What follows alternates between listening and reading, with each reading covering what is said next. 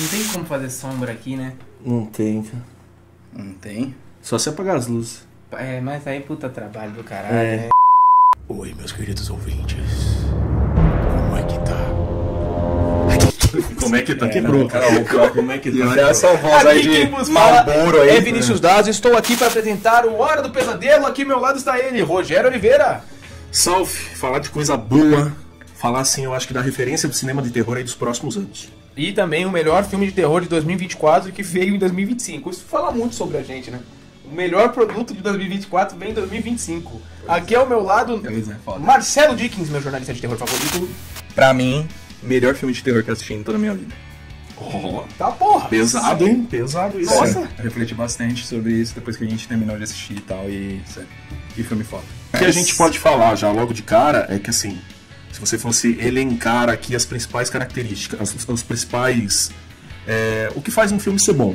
Cenografia, foda. Muito bom, não, muito bom. Lindo. Direção de arte do Direção. filme, assim, Atuações. atuações Incríveis. boas. O cara que tá mais fraco no filme, assim, tá muito bom, na minha Tá opinião. muito bom. Tá muito bom, sim. Tá O cara muito mais bom. fraco do filme ainda espanca muito o filme. Ele carrega Carrega, fácil. carrega. Aí você vai falar da história em si, não tem segredo, porque é uma história que já existe há mais de 100, História incrível, impecável 120 também. anos, fazendo referência pra tudo e tudo mais, enfim. Caracterização, Porra, muito bom. Muito foda. enfim. Meu E Deus assim, do céu. se você for falar de terror clássico, assim, de tipo, uma história de terror, uma fábula, tem tudo, Mano, cara. e ele é eclético, tá ligado? Não é só um filme de terror de vampiro, tem possessão, mano. É, Tipo, tem muita tem uma coisa que eu ali quero no falar, meio mas ali, eu vou muito falar foda. na área de spoilers, que é a minha opinião sobre exatamente o que você falou. É um filme de vampiro? Sim, mas tem mais coisa aí. 102 anos depois, Nosferatu volta aos cinemas com direção de Robert Eggers, protagonizado por Lily Rose Depp, ao lado de Nicholas Rolfe, para te trazer uma grande novidade no cinema de terror. Talvez a revolução no gênero? Vamos entender isso neste A Hora do Pesadelo.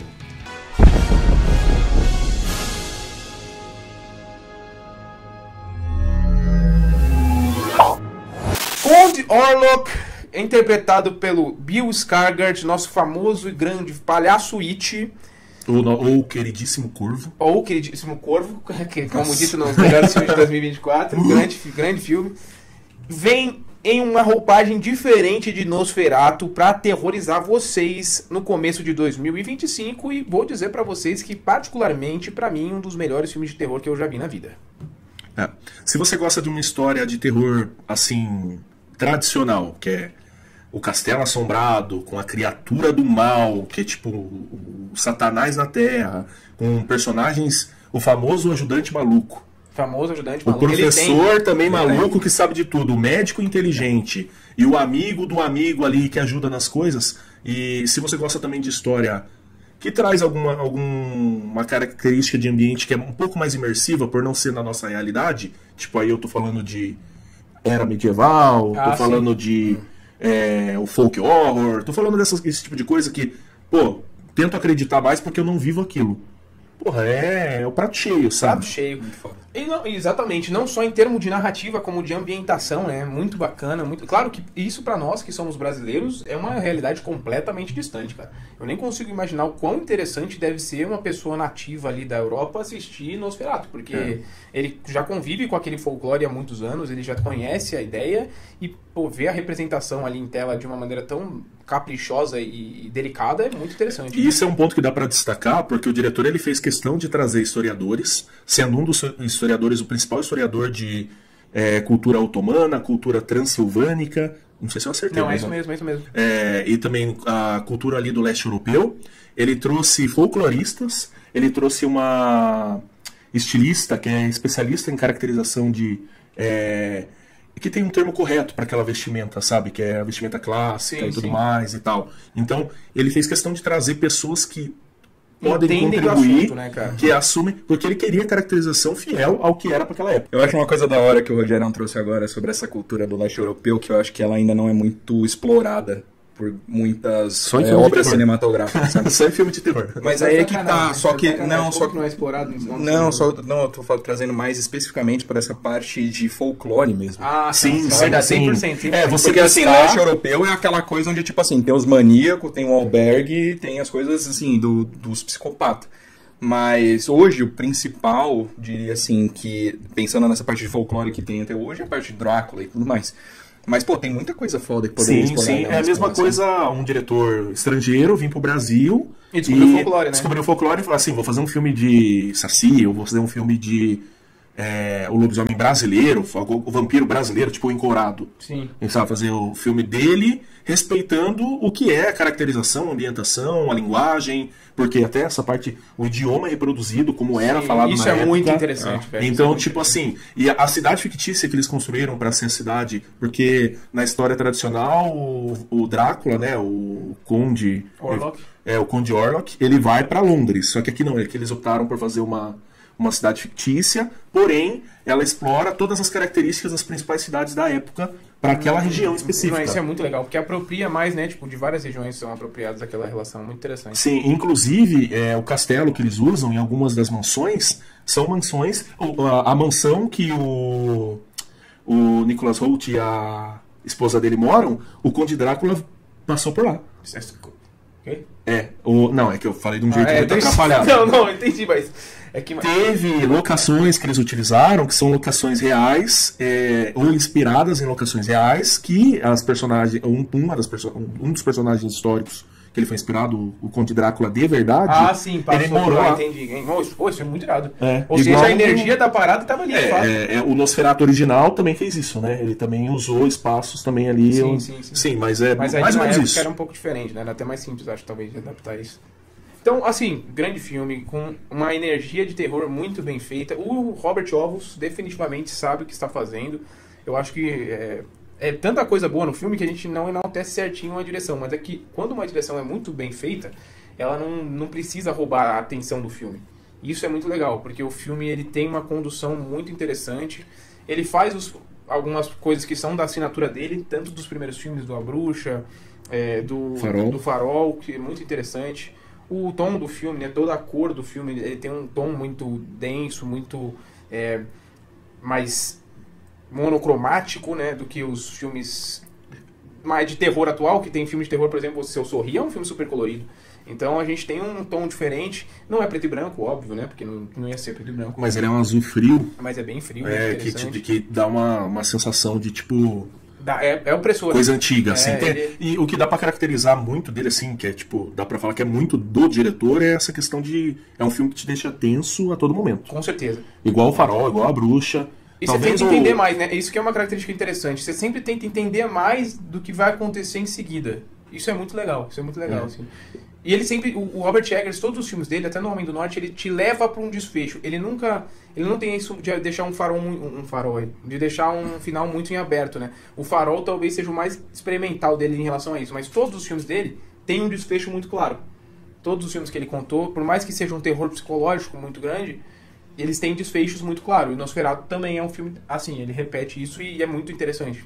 Basicamente acompanhamos a trama de Ellen Holter, que é a protagonista do filme, que acabou de se casar com o personagem do Nicholas Hoult, Thomas, que é um Buda mole, que não tem nada na vida, porém muito amor pela Ellen. Ambicioso, dedicado. Vai até o condado, recebe uma missão, e essa missão é para que ele encontre um conde num castelo na Transilvânia. Ele é um agente imobiliário, e deixa bem claro que é como se para você ser um agente imobiliário você tem que entrar por uma ordem, que é tipo um grupo de pessoas. E é o último teste para ele entrar para essa ordem e ter o emprego dele garantido pro resto da vida. E ele vai ganhar uma comissão muito alta, que vai meio que garantir ali a estabilidade dele e da esposa dele que estão recém-casadas. E aí o desafio dele ir levar a documentação para esse conde, que é o Conde Orlok, lá na Transilvânia, de uma casa que tá caindo aos pedaços que ele quer comprar para se mudar. Só que aí já tem um pouquinho ali da superstição da galera, a galera já vê uma coisa estranha e ninguém aceita, a não ser ele. A esposa já deu uma cal, né? A esposa já deu uma tem a superstição também. Eles falam, essa casa é uma casa amaldiçoada, o castelo dele é um castelo amaldiçoado, a galera não gosta dele e tudo mais. Só que ele aceita a missão e vai ao encontro do Conde Orlok. Acabou. Sem mais spoiler. Acabou. Aí altas peripécias aí acontecem. Grandes coisas acontecem. E o que a gente pode falar é que tanto o Conde Orlok, que todo mundo sabe que é o Nosferatu, ele tem um monte de camadas ali que vai sendo desenvolvida depois do porquê que ele é aquilo. A esposa também, né, a personagem da... Esqueci o nome A dela. Ellen. A Ellen também tem bastante coisa ali que ela... Não é bem que ela esconde, mas tem uma trama ali em torno dela que está totalmente associada ao Nosferatu. E os outros personagens que estão ali em paralelo também tem coisas a serem desenvolvidas. Então é um negócio bem... Tipo assim, vários desfechos e pontos de conexão ali. Eu particularmente gosto muito do Nosferatu. Pra mim foi o melhor filme de 2024, que acabou saindo em 2025 aqui no Brasil. Depois as pessoas podem ver os melhores de 2024 aqui, que a gente fez também nosso vídeo no canal. Mas eu... Não, vai poder ver, né? Esse vem antes. Vocês podem ver em algum momento. É o seguinte, ó, se você ainda não é inscrito no canal, se inscreva. Soca o like. Soca o like aí, dá uma força. Estamos vindo aí com um monte de vídeo bom aí na sequência. Um deles é esse, os melhores filmes, na nossa opinião, de 2024. Recentemente a gente fez nossas decepções. E aí depois a gente também vai vir com as expectativas de 2025, tudo agora em janeiro. E aí começa as reviews dos filmes aí, semanalmente, aí, os filmes que foram... Vocês já conhecem. Eu gostei muito, cara. Pra mim foi o melhor filme de 2024 e eu falava isso antes do filme lançar já. Porque eu confio muito no taco do Robert Eggers. Tem um tacão ele, né? Tem um grande taco. O cara sabe acertar, mano. Ele é um cara que ele entrega o que você tá esperando, né? Eu acho que tá aí o Chan, sabe? E, cara, fica muito claro que ele é muito apaixonado por contar a história de folclore, assim. Depois desse filme você fala, pô, esse cara, ele parece que sentava ao redor da fogueira e ficava assim, ó, ouvindo as pessoas contar a história. Caraca, que da hora, tal.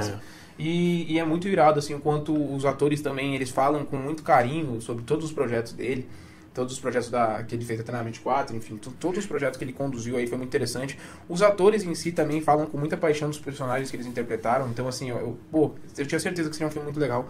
E é um filme com uma fotografia incrível, um filme que pra mim conta a história da maneira que tem que ser contada.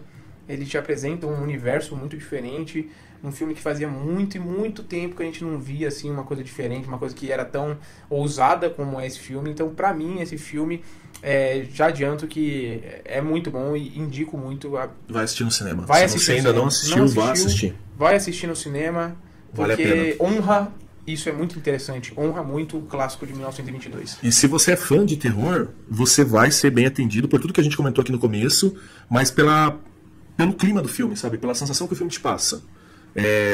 Se você, assim, se o terror tá ali entre os seus gêneros favoritos, ou é o seu gênero favorito, você tem que assistir no cinema. Porque a imersão é incrível. É assim, tipo, é muito bem feito o filme, no sentido de... É uma história que você quer, cada passo, acompanhar ela ali, e você vai sentindo aquela tensão, com aquela dúvida, com aquele sentimento também de angústia. E o terror, ele é um filme que consegue te dar sustos, ele é um filme que consegue criar aquela atmosfera de tipo, o jumpscare vai vir e vai te pegar, e ao mesmo tempo é aquele filme que consegue te jogar numa paranoia. Sim. Que aí na parte com spoilers a gente vai conseguir desenvolver melhor. Assim. Sim. Eu acho que ele é um filme, gente, que por mais que ele tenha todas as convenções que a gente já sabe que vão ter, então tem o nosso queridíssimo jumpscare, e são alguns deles bem previsíveis ainda por cima. Tem aquelas convenções, um aspecto do tipo assim, o personagem vai agir dessa forma, porque a trama precisa correr dessa forma e tudo mais. Mas eu retomo o que eu trouxe no começo, de pensar que esse é um dos melhores filmes de terror que eu assisti em toda a minha vida. Eu acho que é o melhor, tá? Porque tudo que ele agrega, tudo que ele traz, mesmo não sendo novo, ele alcança pra mim um novo patamar. Então, parte técnica a gente não tem que falar, a gente já falou tudo aqui. Mas a todo momento em que eu estava assistindo aquele filme, eu estava sendo transportado para aquele mundo, e toda a angústia que os personagens estavam sentindo, eu estava sentindo. Né? Em determinado momento ali do filme, eu virei pro Daz e falei, Daz, mano, eu nunca vi filme tão bem atuado, tão bem dirigido em toda a minha vida. E ele te dá aflição, né? Ele te dá um sentimento de tipo assim, cara, inquietude, sabe? Você sabe que vai dar merda, só que você não sabe como que vai acontecer, e você às vezes acaba sendo muitas das vezes eu fui surpreendido por isso. Então, pra mim, ele é um filme que o Robert Eggers, ele utiliza um material com muito respeito, e ele agrega coisas ali que também dão um gás nele, assim, agregam de verdade para que você tenha uma experiência sensacional. Pra mim, eu não quero ficar fazendo comparações e tudo mais, mas os personagens ali que ele montou, que ele utilizou, na verdade, que ele acrescentou algumas camadas, eles conseguem ser muito mais interessantes pra mim do que todas as adaptações de Drácula que eu vi até hoje. Né? Tipo, concordo, todos cara. Eles têm muita coisinha a mais ali que você fala, puta, eu tô muito mais interessado na história da Ellen do que da Mia, por exemplo, lá do Drácula, sabe? E não negligenciando a outra, mas por mérito deles mesmo. Eu tenho uma sensação de mais humanidade. Os personagens, eles são, tipo, pessoas mesmo, assim, sabe? Uma sensação que, tipo, aquela personagem, ela tem uma história, ela nasceu, ela passou por aquilo, ela tá vivendo aquilo, e ela tem aquele relacionamento com outro personagem que também nasceu, que também viveu. Por mais que... claro que os protagonistas têm muito mais tempo de tela, é claro isso, né? Mas, por exemplo, a maneira como eles falam do personagem do William Dafoe. Ele é isso, ele passou por isso, e hoje ele tá assim. Cara, você compra a pira, você compra a pira. Como a mesma coisa com os outros personagens secundários ali. O médico, o amigo do protagonista, a amiga da protagonista, as crianças. Então, o ajudante do Nosferatu, você fala assim, pô, faz sentido, entendeu? É como a famosa que eles fazem, eu não sei se o Daza já viu isso, mas eles fazem uma analogia de que por que o Chaves dá certo, né? Ah, sim, sim. Porque o Chaves é a vila que todo mundo viveu. A vizinha mal-humorada, o amigo rico, o moleque humilde, gente boa, entendeu? Mais ou menos isso. É aquelas pessoas que você enxerga nas outras pessoas. Então você está inserido no meio. Sua frase final para Nosferatu é: Nosferatu é Chaves. Não, pelo amor de Deus. Nem sou tão fã de Chaves. É um ótimo corte. Chaves. Não, nem sou tão fã de Chaves, cara. Veja como o Rogério define Nosferatu. E aí você vê que realmente é um trabalho de 10 anos, né? Muito bem. Porque desde que ele terminou A Bruxa, ele falou, quero fazer Nosferatu. Nosferatu pra mim é o filme da minha vida. E aí esse filme, eu acho que essa curiosidade dá pra falar que não interfere tanto na parte, não dá spoilers, mas esse filme ele já teve pelo menos uns 3 ou 4 elencos. Uhum. Então, por exemplo, o Bill Skarsgård. A princípio ele seria o personagem do Nicolas Hoult, o Thomas. Sim. Depois ele deixou de ser o Thomas e ele foi pra ser o personagem do Aaron Taylor Johnson. E aí depois ele deixou de ser esse personagem e ele ficou sem personagem. E ele fez questão de participar do filme.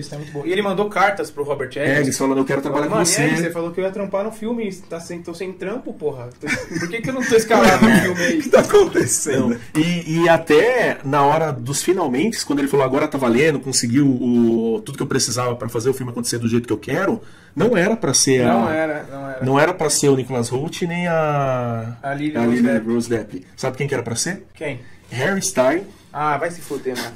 Gosto, hein? Vai ser Harry Styles e... Ótimo ator.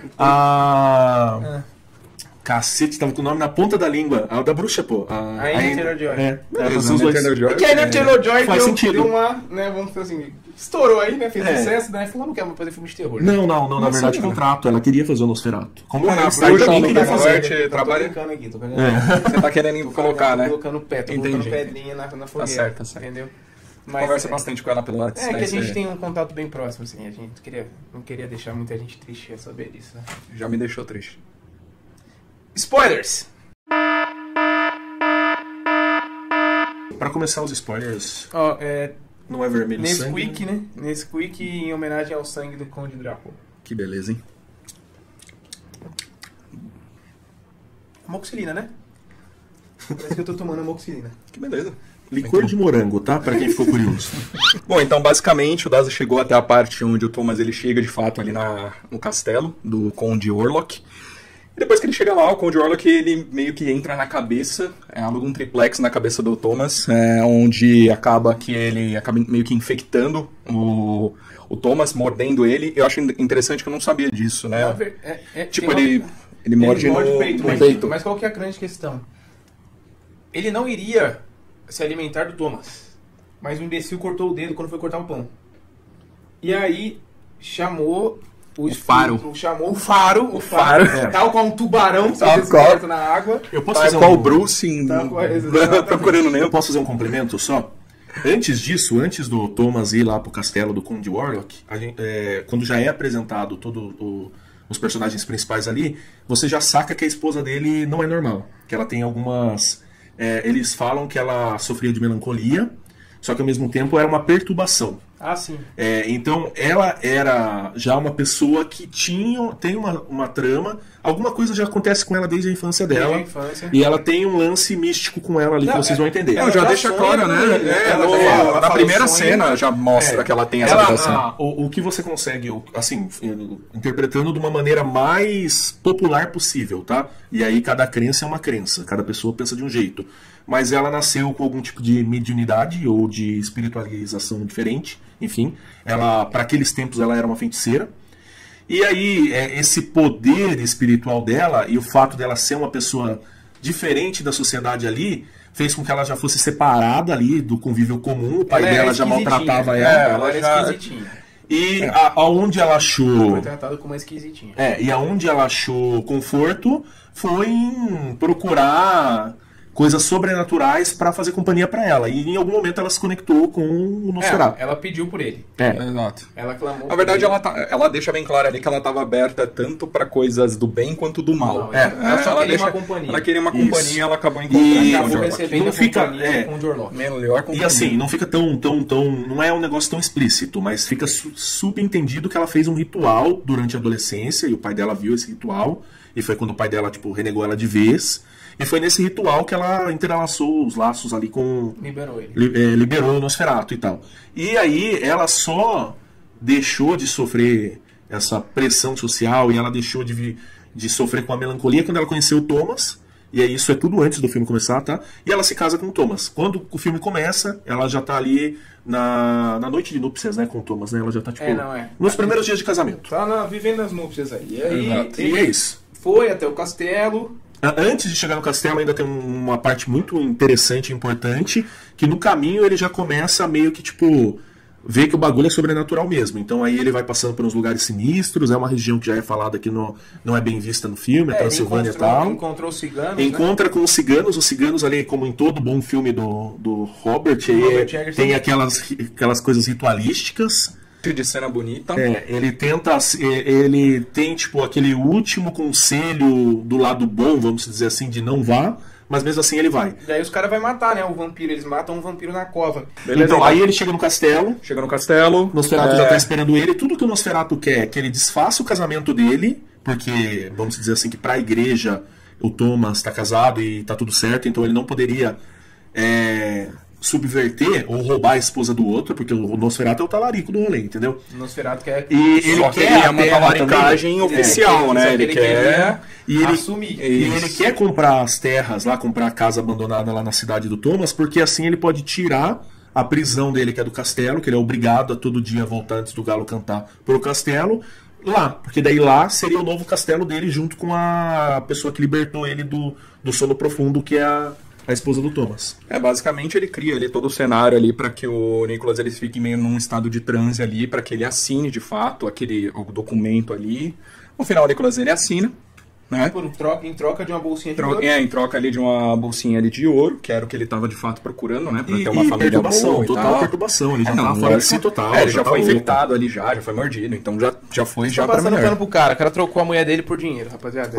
Também, mas assim, mano, aqui chega num ponto do jeito que você quiser. Aqui chega num ponto muito importante, que é o ponto que eu mencionei, que eu ia falar na parte de spoilers. É um filme de vampiro? Sim, é um filme de vampiro. O Nosferatu é um vampiro.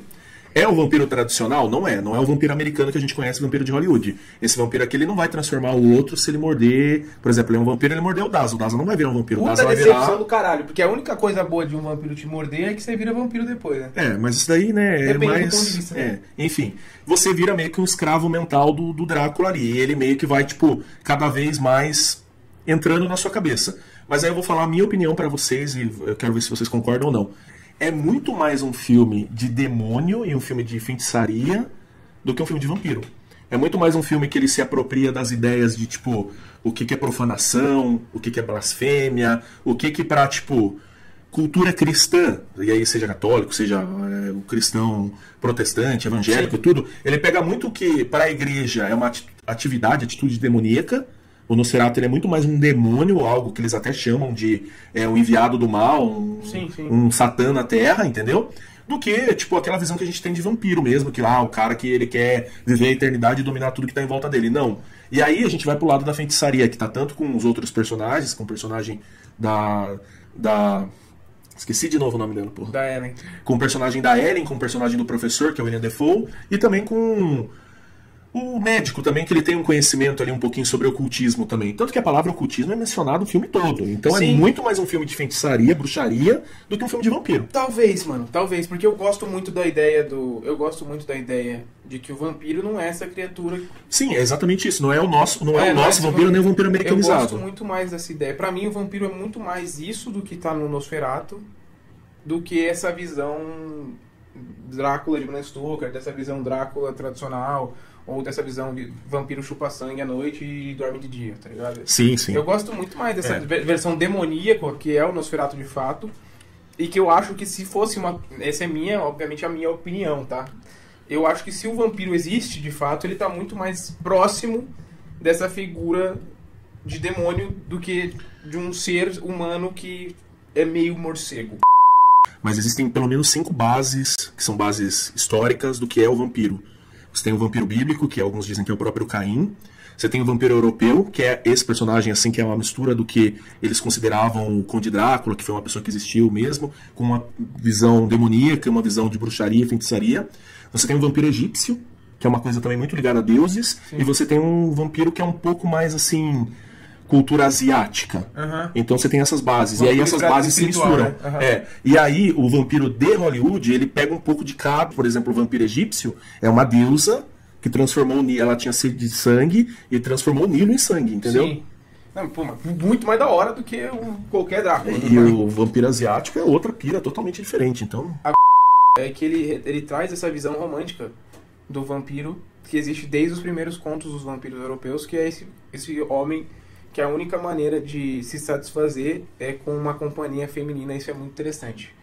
É como se ela trouxesse a vida, né? Isso, então ele tem um romance, exatamente. Ele precisa dessa relação para se manter vivo. Maternidade, todo esse conceito de, tipo, da onde a vida vem, né? Exato, e eu acho que o filme ele é muito corajoso justamente porque esse filme ele é muito mais interessante, porque ele não é um filme que ele conta... Então, o Dafoe, quando ele descobre que, por exemplo... A única maneira de vencer o Nosferatu é deixando com que a profecia se cumpra. Ele não é um filme que tenta lutar contra. Só que ele não é bem, tipo, a profecia vai se concretizar. Ele, tipo, se entrega pra ele, só que o seu objetivo não é ficar com ele. Você vai segurar ele até o sol nascer e os dois vão morrer. Não, então, porque a única maneira de matar o Nosferatu é fazendo o que ele quer. Fazendo isso, exatamente. Então, tipo assim, não é um filme que tenta lutar, não tem essa visão heróica. Isso é muito legal, porque é um filme de terror, não tem que ter mesmo. Exato. Não tem essa visão heróica de agora o Thomas vai conseguir impedir, eles vão chegar lá um pouquinho antes do amanhecer e vão matar o Nosferatu e salvar a Ellen. Tanto que não tem o Van Helsing nesse filme. Exatamente. Né? Acabou. Então, exato. Assim, eles só colocam ali a ideia em que toda a mística que tá ali, ela não é possível de você reverter. Isso. Né?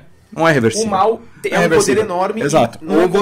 Ou você faz sacrifícios pra ganhar do mal, ou se você tentar encontrar uma outra forma, cara, não tem outra forma. Você vai rodar. Exato. Não tem outra forma. As perdas vão ser maiores se você tentar fazer isso. Perfeito. E além dele ser poucas ideias, né, mano? Eu te dou 3 dias. Não, Nosferatu 3 dias. E em cada um dos dias ele só vai fudendo ainda mais a cabeça dela e matando todo mundo, cara. É muito bom. O terceiro é foda, hein, mano. É muito foda, muito foda.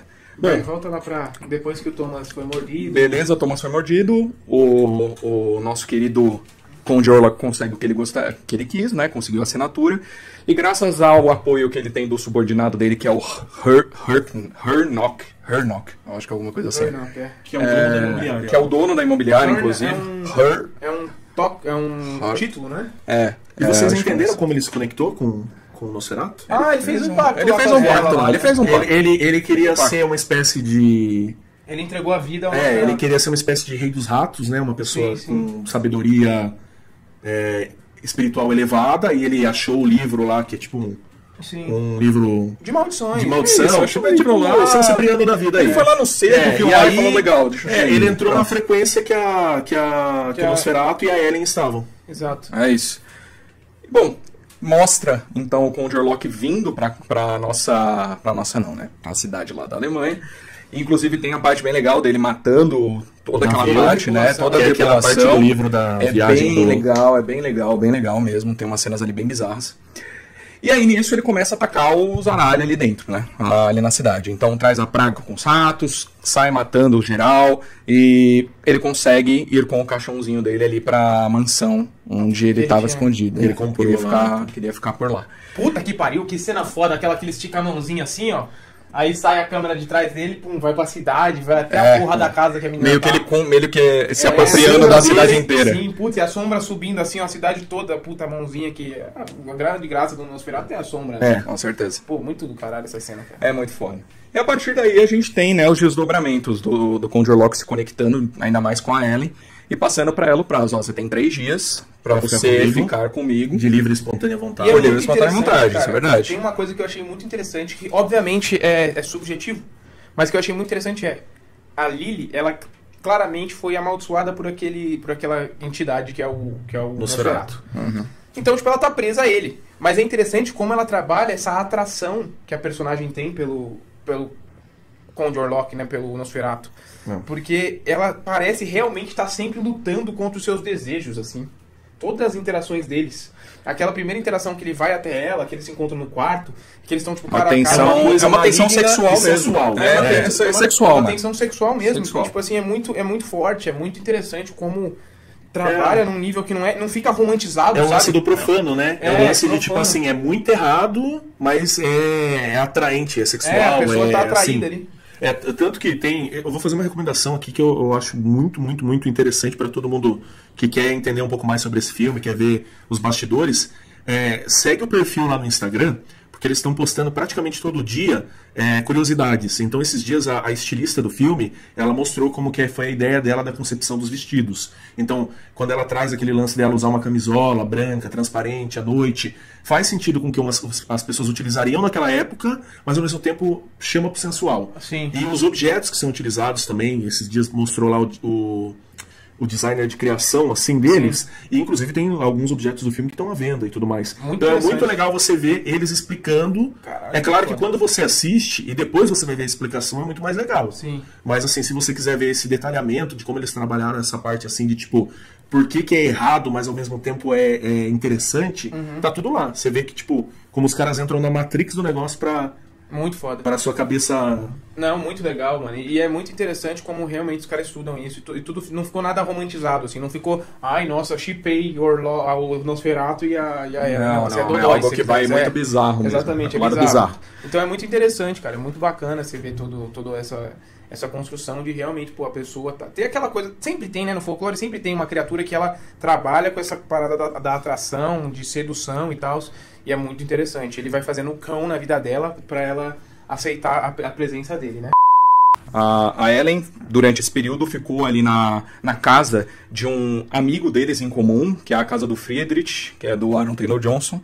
E o Aaron Taylor Johnson, ele é um cara que é muito cheio da grana, mas ele é muito cético. E à medida que a Ellen vai ficando cada vez mais louca, né, mais sendo possuída, né, meio que assim, pelo Conjure Lock, ele conta com a ajuda do Dr. Windhelm, que é um doutor ali, ele é um médico da cidade, o cara é muito bom, sempre muito conceituado e tudo mais.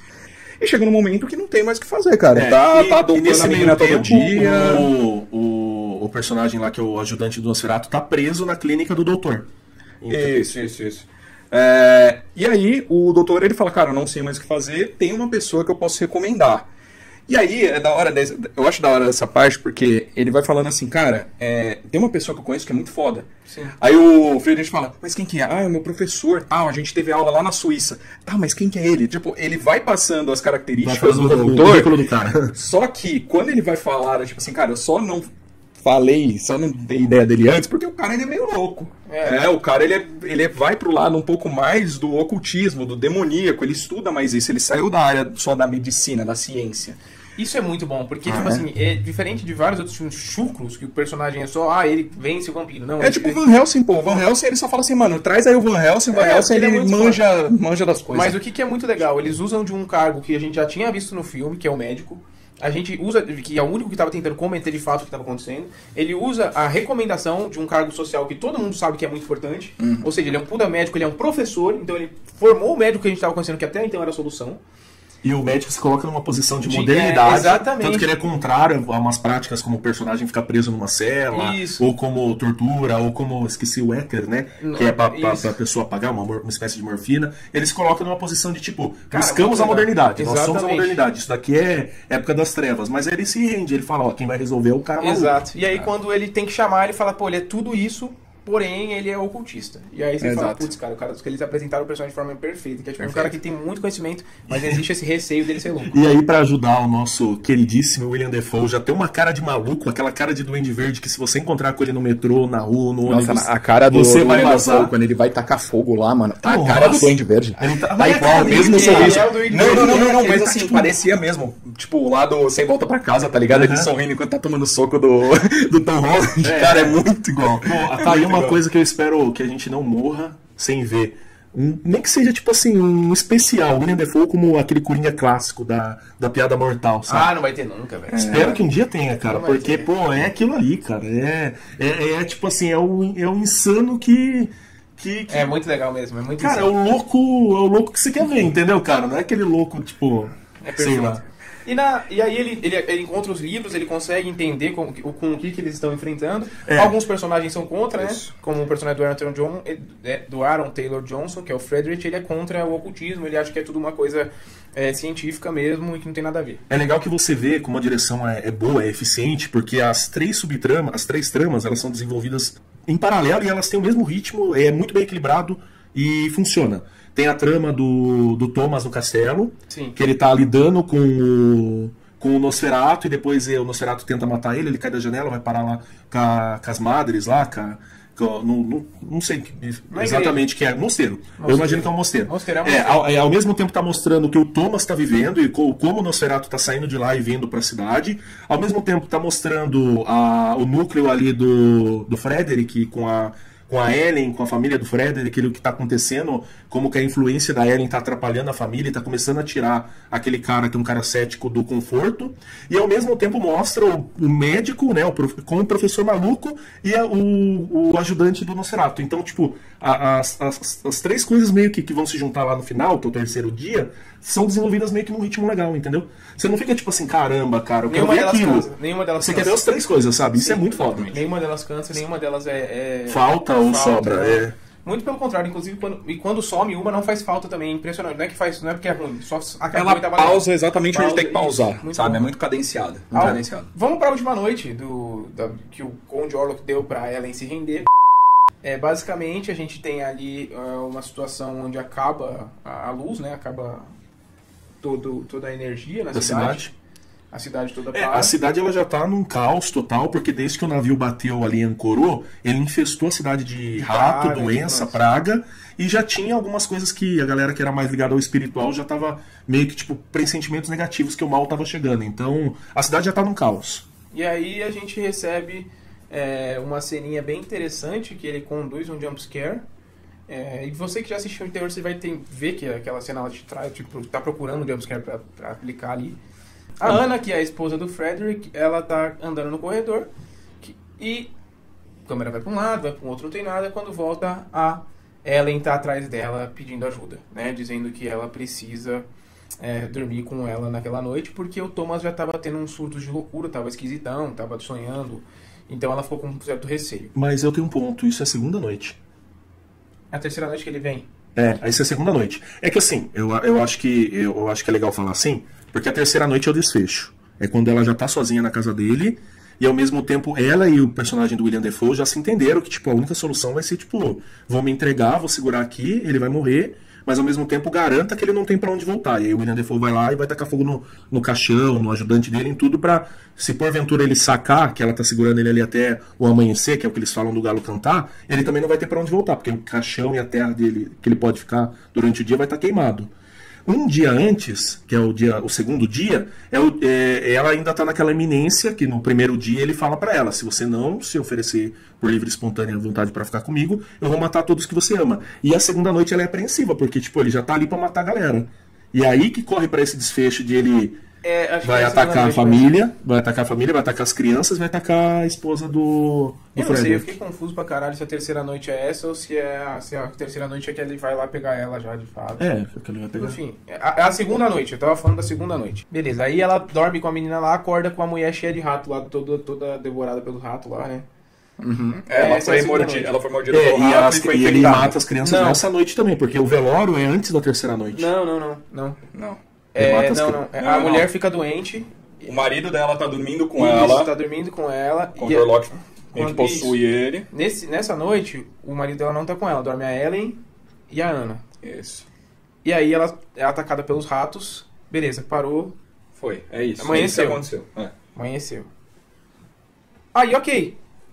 E aí que a gente tem a cena depois, na noite seguinte, que a mulher já tá toda... Delirando já, delirando. né? Não tá o legal. professor falou, mano, é coisa de demônio. Ele manda o professor embora. Aí é a noite que ele dorme com a arma do lado dele lá, dorme com o berro. O Nosferatu chega, faz uma magia, né? Ele usa a influência da sombra influência dele, da sombra pode dele o lá pra feitiço dele. falar, não acorde, o pai não acorda. A mãe acorda, vai até o final do corredor e encontra o Nosferatu com As crianças. as crianças lá. E ele tá aí, é uma cena bem É impactante, forte. assim. É. Esse filme Bem tem umas impactante. 3 cenas bem expositivas. E me admira ser 16 anos esse filme. É porque é que ele não mostra Não mostra... de fato, né? é. Tudo na sombra, assim. É. Mas é E a bem cena foda. que tem, e a cena que tem morte de fato, não é aquela coisa que também é mutilação, nem nada do tipo. Uma né? cabecinha de Muito polvo mais, só. É, É. tipo... Só uma mordiscada na cabeça. Não, mas a cena que o cara ataca pra fugir da cadeia lá, ele rasga o pescoço do outro na boca. Mas ele não mostra, tipo, jorrando sangue, sim. cara gritando Esse, e mas tudo esse é o mais, mais mas gore. Eu acho que essa é a cena não é, mais tipo- gore. E nem é do Nosferatu, né? Que é... é do Hurnock lá, quando ele vai escapar. E basicamente aí a trama desenrola total, assim, o que acontece, eles percebem que é realmente sem volta, o Nosferatu é sem volta. O Frederick fica completamente atordoado. Atormentado. Ele tá doente louco. já também, já dá pra tá explicar que louco. ele tá contaminado. O Thomas e a Ellen querem fazer algo, só que o professor diz pra Ellen que só ela pode consertar as coisas. E ela já entendeu, Ela já isso, entendeu também, isso também. então... E Cara, aí Ela decide se entregar. é um momento bem interessante porque ele brinca muito com a nossa crença como espectador. Porque nós, como espectadores, estamos esperando que eles consigam salvar o dia. Tá ligado? Então, tipo assim, quando eles vão até o caixão pra tentar queimar o caixão e eles encontram lá o Rei dos Ratos, o Hurlock, aí a gente fica todo puta que pariu, velho. Caralho, mano, e agora? fui tapeado. Fui tapeado, não tem como lutar com o cara. E aí já é tarde demais porque a gente vê o Thomas correndo em direção à casa dele, né? Que tá a Ellen já com o Nosferatu. Ela se deita com o Nosferatu, permite com que ele Suga o sangue dela Suga o quase sangue a dela. noite inteira, né? quase a noite inteira e ele Uma quando tá cena pra bem- parar, e é bem interessante que quando ele tá pra parar, Não, continua. ela fala mais um pouquinho Mais e, um pouquinho, dá uma segurada aí. e ele vai lá e acaba indo de base, que nos resulta numa das cenas mais bonitas que eu já vi na história do cinema, que é justamente o muito Nosferatu bonita essa lá completamente nu, Debruçado. debruçado ao corpo da Ellen, e o professor ainda joga umas flores por cima. E claro, a Ellen morre, tá, gente? É, claro, não é filme de herói, Exatamente, ela ela se sacrificou pra isso. Para que o Nosferatu também fosse... Então o Nosferatu ele fica parecendo um feto, né? Fica muito interessante. Ele fica extremamente magrinho, assim. É só as osso, pernas, pele né? e Só o osso, é É, pele e É um osso. tronco Pele e grande. osso. E assim, a Isso. caracterização do Nosferatu é surreal, assim, é uma coisa... Eu vi o ator comentando que ele levava de 4 a 6 horas pra ficar pronto, toda vez que ele fazia a caracterização completa. Não, e isso é pouco tempo, velho. Isso eu acho Era uma pouco, equipe incrível, então. Cara, eu já fiz filme que eu ficava aquele... Foi só o rosto, orelha, assim, com prótese, e o nariz que eu ficava 2h30 pra fazer. Então, mano, é muito difícil. Era uma equipe muito grande, muito absurda. É muito lindo, mano.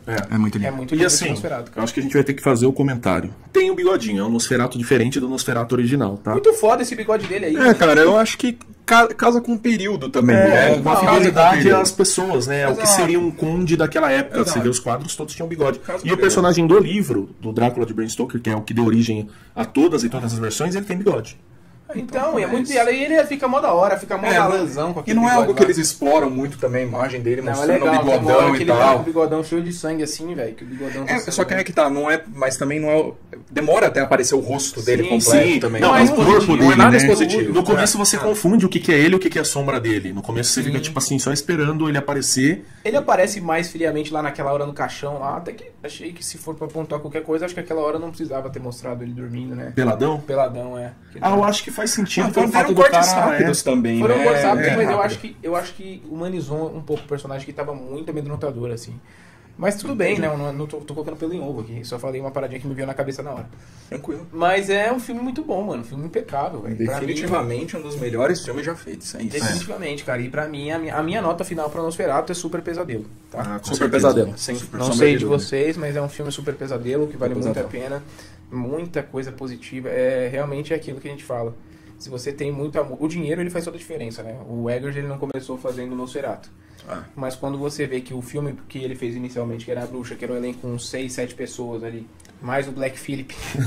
Que eram pra ser Eu 2 acho e ele que- desistiu de um. Acho que o Black Phillip conta, viu? Então, Era pra ser 2 bodes, e os bodes davam muito trabalho. Ele Verdade, falou, foi manda um uma bode opção. embora. É verdade. é verdade, o bode dá um trabalho do cacete pra gravar, velho. Aqui em todo lugar do mundo os bodes sempre dão um perrengue, viu, mano? Já gravou com o bode, mano? Eu já não gravei com bode, mas já participei de uma gravação que tinha um bode e assim, era foda, viu? Tinha que ter, ficava a gente Bode é acompanhando o violento, bode. né? Ele é bravo, né? Ele ficava na gaiola o tempo inteiro, ele só saía pra gravação da cena rapidão e voltava pra gaiola, velho. Caramba, Ele é mano. agressivo. Ah, não sabia não. É, sabia não. bode E agressivo. nem era um bode igual ao do Black Phillip, não, era um bode cinzão normal. Enfim, começou com 5 pessoas no elenco lá, a crença dele, trabalhou na Bruxa de forma impecável e hoje você vê que o cara com todo aquele capricho, todo aquele carinho, conseguiu fazer o sonho de muito cineasta, o que é o sonho de muito cineasta, que é um filme depois explorando mais suas ideias, explorando um elenco muito interessante, explorando de fato Não é à toa todo também o potencial de história que ele tem. que ele segue aquela trindade, né? Ari Aster, Jordan Peele e o Robert Eggers. Pra eu mim, o acho Robert Eggers, nesse momento, Não, com ele está bem certeza, na com frente, certeza. cara. E a galera sempre foi de falar muito do Ari Aster, né, cara? E ele quando surgiu esse triozinho aí, Ari Aster, Robert Eggers e Jordan Ari Peele, Aster também tava lá na a galera frente. sempre elogiou muito o Ari Aster por conta de Hereditário, e você vê que pra mim o Ari Aster é o que menos surpreendeu, é o que menos entregou em relação aos outros dois diretores, que é o Jordan Peele e o Robert Eggers. Mas o Ari Aster é Midsommar e Hereditário, né? Ou tô viajando? Midsommar e Hereditário, Botei Medo. Então, mas eu acho que, tipo assim... Aí é interessante, porque talvez seja alguma coisa que a gente vai falar nos nossos futuros episódios aqui, que a gente vai poder, tipo, fazer um episódio só de cada diretor, sei lá. E aí não seria uma review de filme igual Na esse. verdade, se você quer um vídeo sobre a trindade aí, Jordan Peele, Robert Eggers e Ari Aster, coloca aí nos comentários se você quer, se você acha que é uma boa, se É não quer. interessante você ver, porque os 3 diretores, eles começaram sem grana, tendo que fazer o que eles podiam fazer. Então, aí o Robert fez a Bruxa e o Ari Aster fez primeiro Midsommar, né? Hereditário. Primeiro Hereditário. E era um filme contidos. Aí depois vieram segundos sucessos os dois, né? Aí vieram Farol e Hereditário. Não, o Midsommar. E aí a galera falou, pô, esses caras são bons, dá dinheiro na mão deles. Aí deu dinheiro na mão deles. Aí o Robert Eggers fez O Homem do Norte. E o Ari E Aster fez fez Botei Medo. Que o- os dois foram bem contrabalanceados. Foram filmes que, tipo assim... Muito bastante que não tiveram a mesma... não são tão aclamados quanto os outros filmes, entendeu? Tipo, se for pensar de uma maneira assim, quem mantém um padrão, o Jordan Peele, eu acho que ele mantém um padrão melhor. Mesmo assim, só que não olhe pra mim, o Nope pra mim não me agrada tanto quanto Não, mas são 3 filmes que eles estão em patamares, assim, muito... Pra mim Não, é é que muito Corra, bom. é que Corra Em tá relação longe. a- Corra tá longe. Tá longe, tá Cara, longe. a gente tá longe. falando de outro vídeo já. Exato. Se você ver a trindade, Já a tava gente querendo faz dar um spoiler de vídeo outro sobre- filme. Se inscreva, É isso aí. se inscreva, Deixa o like. faça um comentário aí sobre o que você quer ver aqui na Hora do Pesadelo, sugestões e tudo mais. E é isso. Logo isso. aí a gente vem aí com essas... Valeu, até o próximo vídeo aí. Cuidado com a chupada do vampiro, hein? Ui! Ui, cavalo do cavalo. Que isso, meu filho? Calma. Nosferatu, bigode grosso.